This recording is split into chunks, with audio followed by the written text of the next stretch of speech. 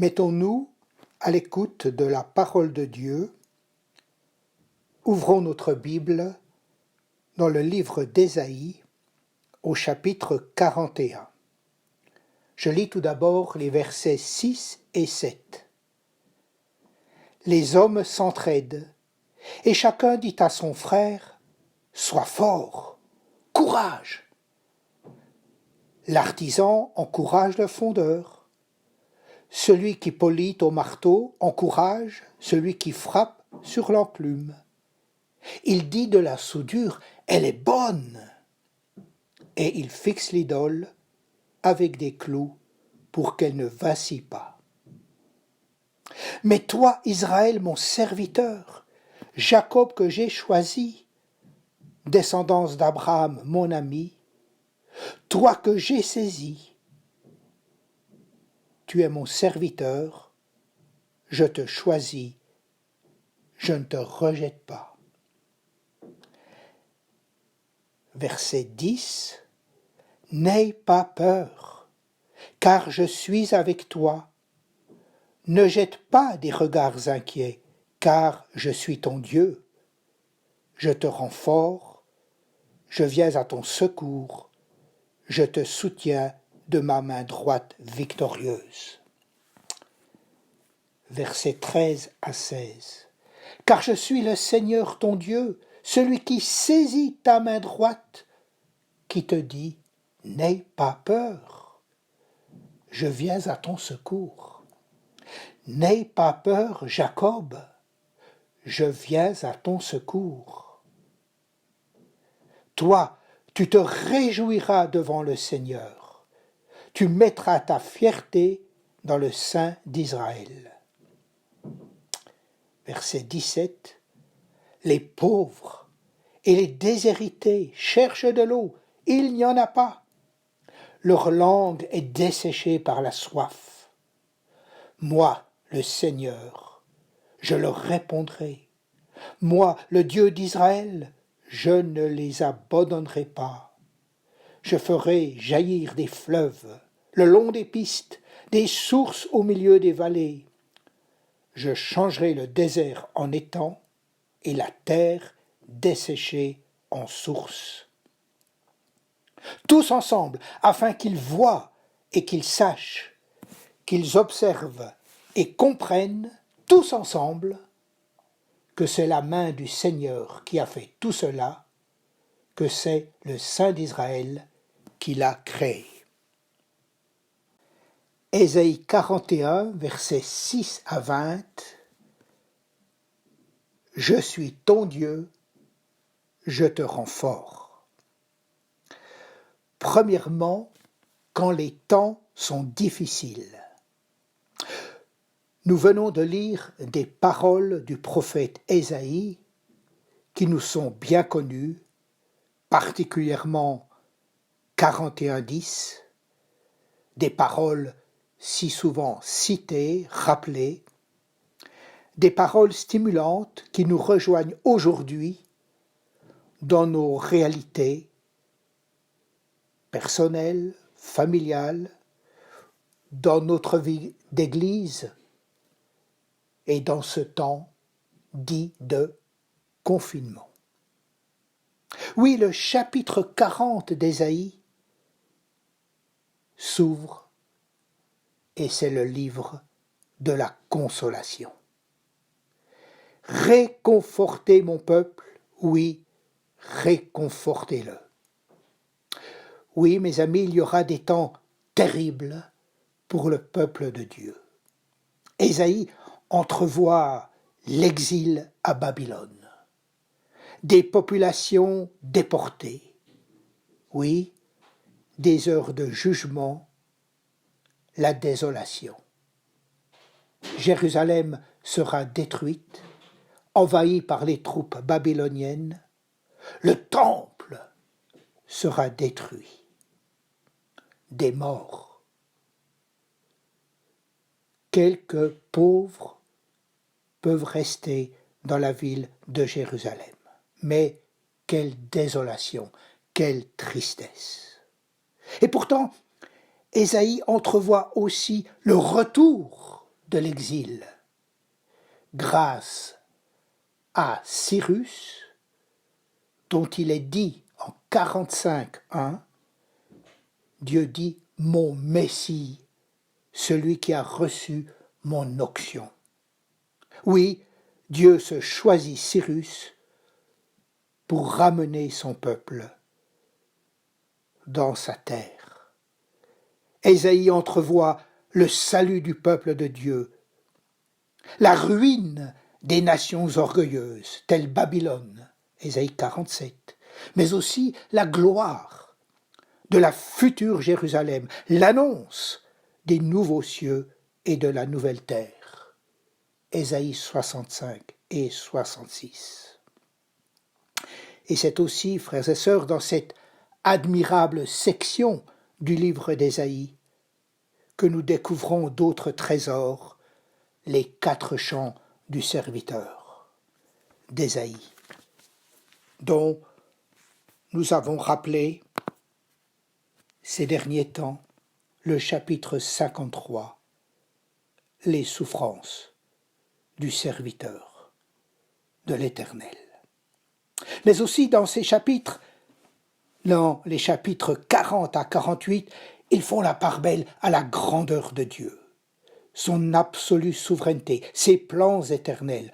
Je suis le premier, je suis le dernier, en dehors de moi, il n'y a pas de Dieu. Quel contraste saisissant tout au long de ces chapitres avec la vaine religion des idoles. Les dieux sont néants, leurs idoles souffle et chaos. Combien ces textes nous rencontrent aujourd'hui dans nos différentes situations, notre vie, notre présent, notre santé, notre quotidien, nos attentes, nos espérances, notre vie d'église, nos joies, nos peines, nos fardeaux. Oui, mes amis, Ésaïe nous dit, c'est vrai, au chapitre 41, verset 14, « Toi, peuple d'Israël, tu n'es plus qu'un ver, une larve. » Cela ne nous fait peut-être pas très plaisir. Nous pouvons être écrasés, pressés. Nous avons besoin d'entendre une parole forte de Dieu. Mais avant cela, replaçons-nous devant les versets 6 et 7 du chapitre 41. Deuxième point, quand les hommes s'encouragent, 41, versets 6 à 7. Les êtres humains sont capables, nous dit le texte, de s'entraider, de s'encourager et de se fortifier les uns les autres. Vous noterez tout simplement en passant, et ceci pour notre mémoire, le grand verbe se fortifier, que nous retrouvons tout au long de la parole de Dieu, et particulièrement en Josué 1, 5 à 9, lorsque Dieu encourage son serviteur, « Sois fort » ou « Fortifie-toi, prends courage ». Eh bien ici nous retrouvons ce même verbe. Les hommes s'encouragent, se motivent, s'entraident pour accomplir toutes sortes de réalisations. Il est question d'un artisan, d'un fondeur, d'un polisseur, tous unis pour la même cause. Mais pourquoi exactement? Tant de force, tant de courage, tant d'engagement pour clouer une idole avec des clous pour qu'elle ne vacille pas. Oui, les hommes sont très contents. Ils disent de leur soudure, elle est bonne. Reconnaissons-le, il y a bien un peu d'ironie derrière ces paroles. Les hommes disent de leurs idoles, elle est bonne. Mais que lisons-nous dans le livre de la Genèse, au tout commencement, lors de la création? Dieu vit que cela était bon. C'était bon. Pour terminer ce premier chapitre par cette parole, Dieu vit alors tout ce qu'il avait fait, c'était très bon. Une belle soudure pour une idole, une œuvre grandiose de création, et nous avons le même mot en hébreu. Dans un chapitre 41 d'Ésaïe, qui fait la part belle à la souveraineté de Dieu, qui présente Dieu comme le souverain maître de l'histoire, le Dieu qui convoque les nations, le Dieu qui affirme « Moi, je suis le premier ». Eh bien, cela fait un peu ridicule de voir les efforts des fabricants et adorateurs d'idoles qui doivent accrocher l'idole avec des clous pour qu'elle ne bouge pas. Terrible contraste qu'Ésaïe ne cessera de souligner dans les chapitres 41-48, qui nous rappellent Romains 1, 18 à 32. C'est un monde étonnant, un monde troublé, un monde bousculé. Pourquoi les peuples s'agitent-ils? Pourquoi les peuples complotent-ils contre Dieu et contre son oint? Un monde où Dieu est présent, un monde où Dieu agit, un monde où Dieu annonce encore de grandes choses, un monde où Dieu se révèle, un monde où Dieu parle à son peuple, son pauvre petit peuple. Écoutons le message d'encouragement de Dieu pour son peuple. Troisième point, quand Dieu encourage son peuple. Dans ce merveilleux chapitre 41, il y a un regard sur le passé, sur le présent et sur l'avenir. Et Dieu nous redit ce matin 3 choses finalement. J'ai, je suis, je ferai. Est-ce que nous comprenons cela, quelle que soit notre situation aujourd'hui? Premièrement, hier, j'ai.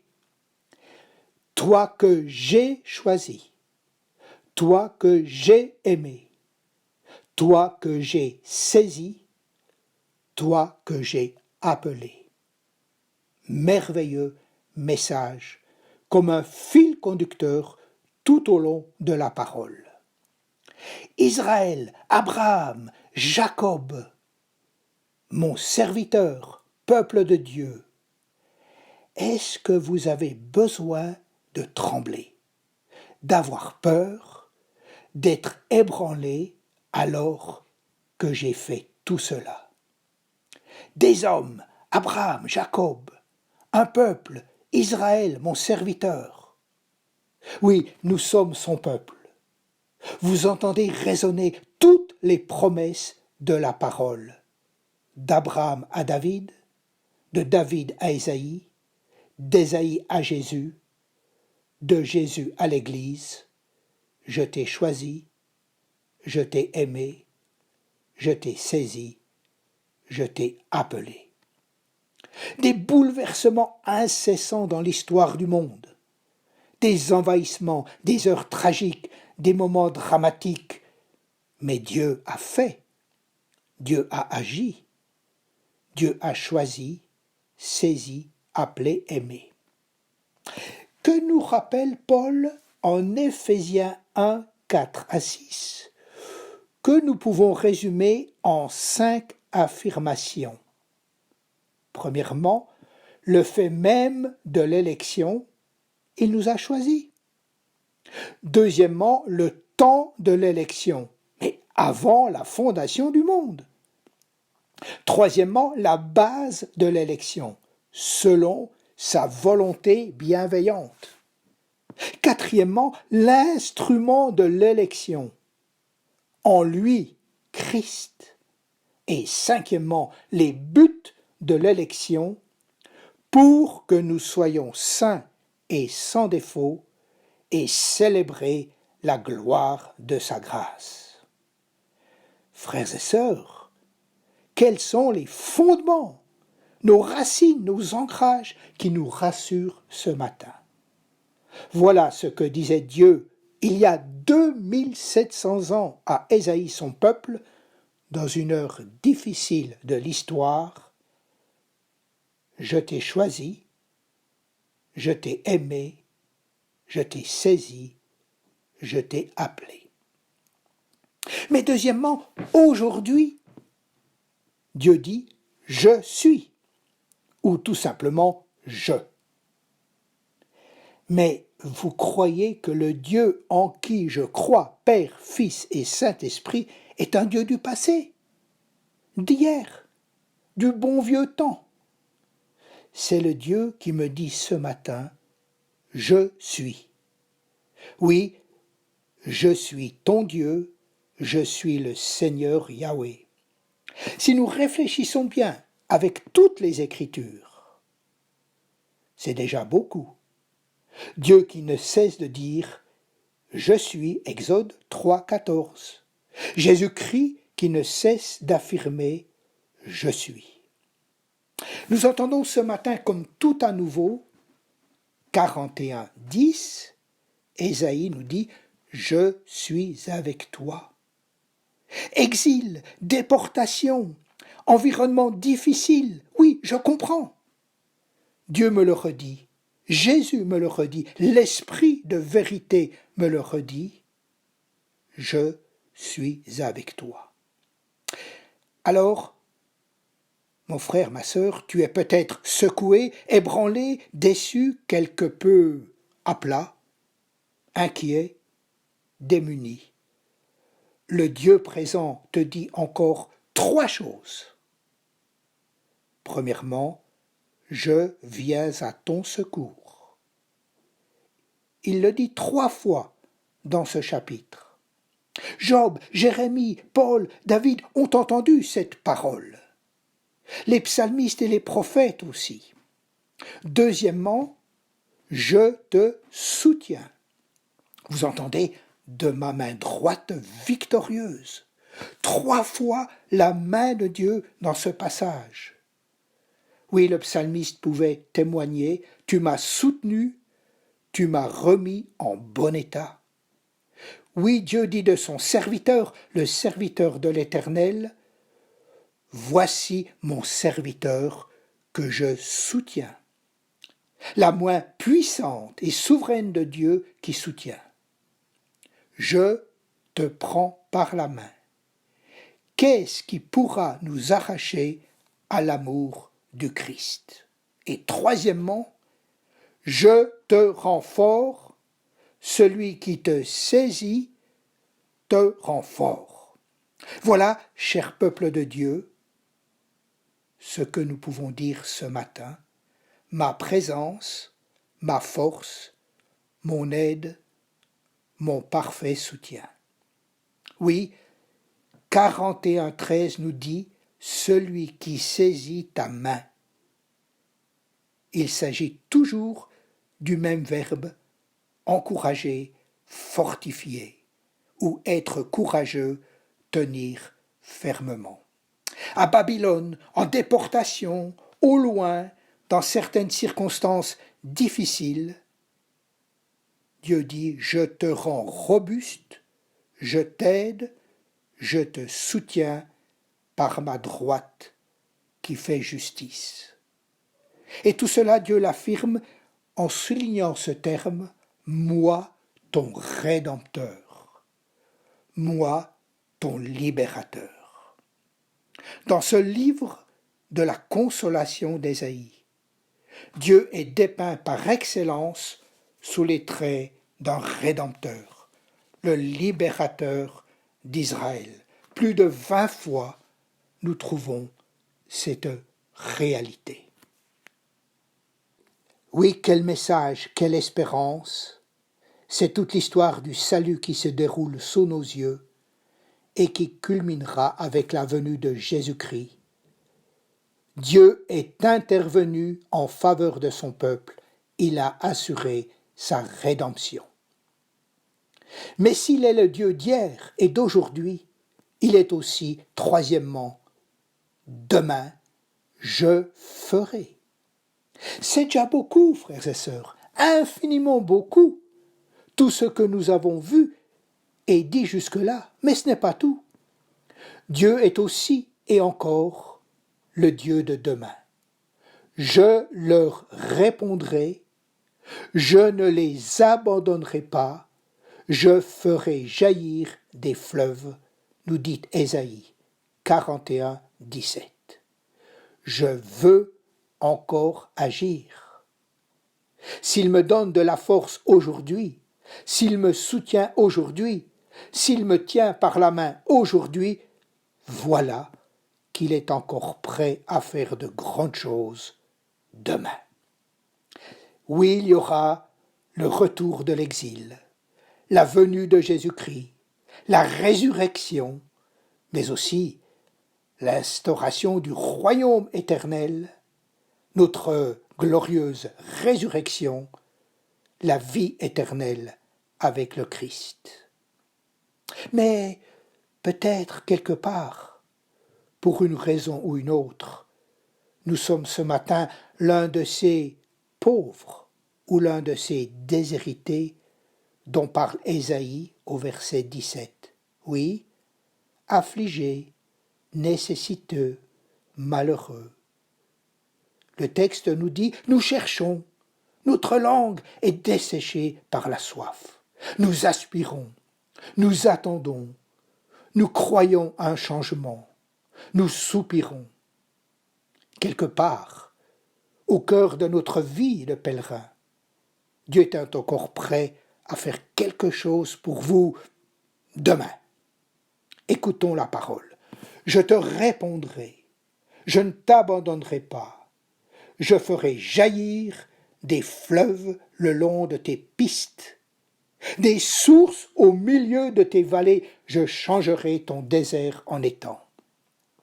Ô frères et sœurs, que de situations inextricables, que de situations mal embranchées, que de situations humainement perdues, que d'impasses. Et voilà que le désert devient un étang. Voilà des sources au milieu des vallées, des sources au lieu des terres desséchées.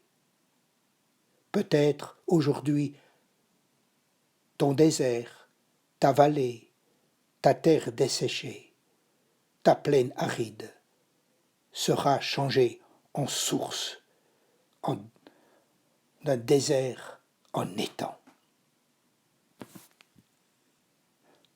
Enfin, quatrième et dernier point de ce chapitre 41 d'Ésaïe, quatrièmement, quand la parole nous encourage et nous interpelle.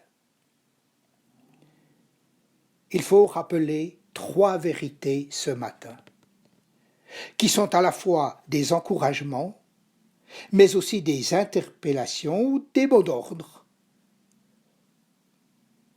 Premièrement, n'aie pas peur, dit Dieu. Oui, à trois reprises, Dieu dit à son peuple, n'aie pas peur. Mais après tout ce que l'on vient de dire sur Dieu, ce qu'il a fait hier, ce qu'il fait aujourd'hui, ce qu'il nous promet pour demain, c'est tellement évident que toute la Bible, à travers tous les âges, nous redit « Mon frère, ma sœur, chère Église, n'aie pas peur ».